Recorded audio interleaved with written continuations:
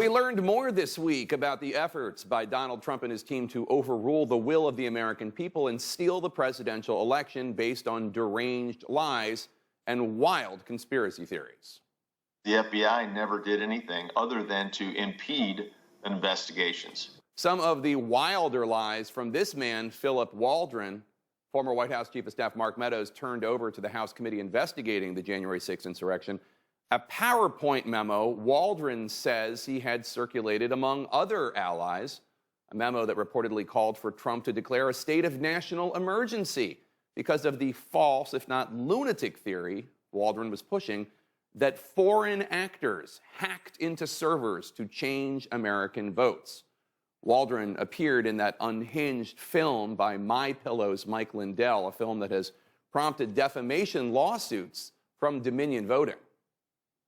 A lot of movements of votes, direct access to Pennsylvania voting precincts, county tabulation centers, Wisconsin, Michigan, Nevada, Arizona, Georgia, all of that coming in directly from foreign countries, China being the predominant one.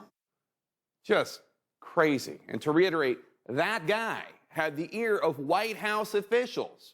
That guy was pushing lunacy and urging them to declare a national emergency and seize ballots.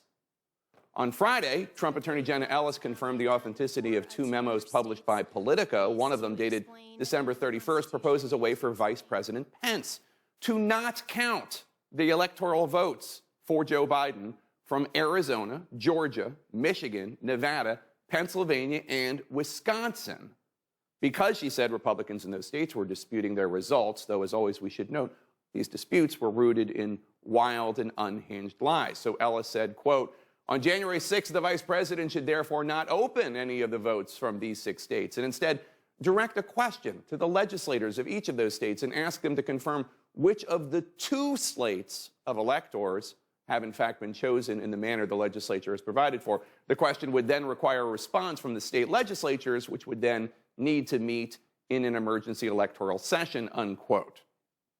In other words, even though there were not 2 slates of electors from every state, Ellis's memo was proposing a way for Pence to push the state legislatures to convene and create them. 5 of 6 of those states have Republican legislatures, we should note.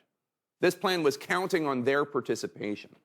Another Ellis memo on January 5th, the day before the insurrection, proposes, quote, the vice president should begin alphabetically in order of the states and coming first to Arizona, not open the purported certification, but simply stop the count at that juncture, unquote.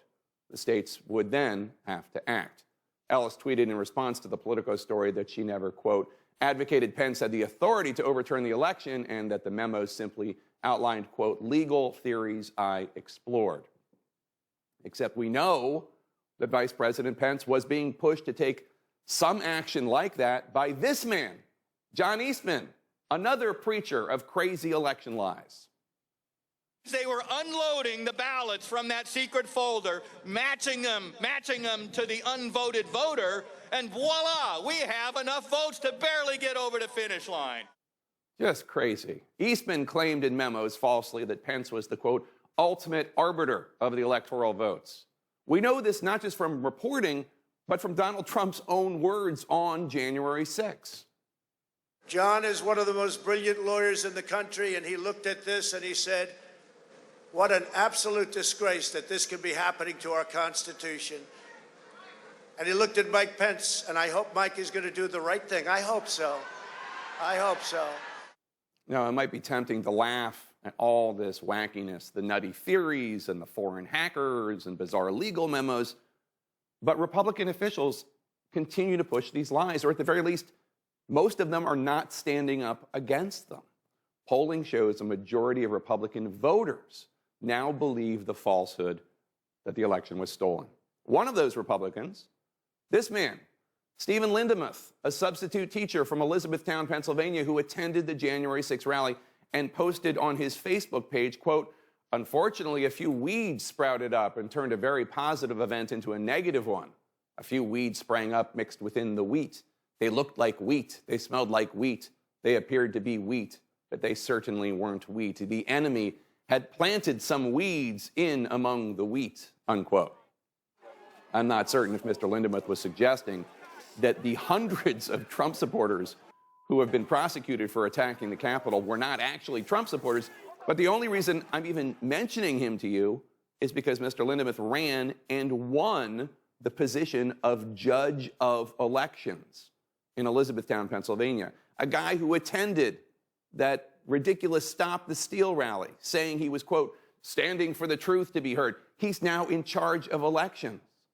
And this is happening all over the country in offices small and large, from Republican gubernatorial candidate Kari Lake in Arizona, endorsed by Trump, to former Georgia Senator David Perdue, endorsed by Trump to challenge incumbent Republican Governor Brian Kemp.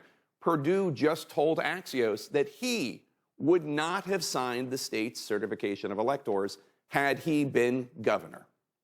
Make no mistake, the folks from this movement do not believe in free and fair elections. They do not believe in your vote counting unless you vote for them. Their platform is disenfranchisement and derangement. It is undemocratic, and it's frankly un-American, and they're doing it right in front of all of us, right out in the open. Trump once said, quote, I could stand in the middle of Fifth Avenue and shoot somebody and I wouldn't lose voters. He did try to kill democracy once, and he's going to try to do it again, clearly. But this time, with a little help from his friends, he might actually pull it off.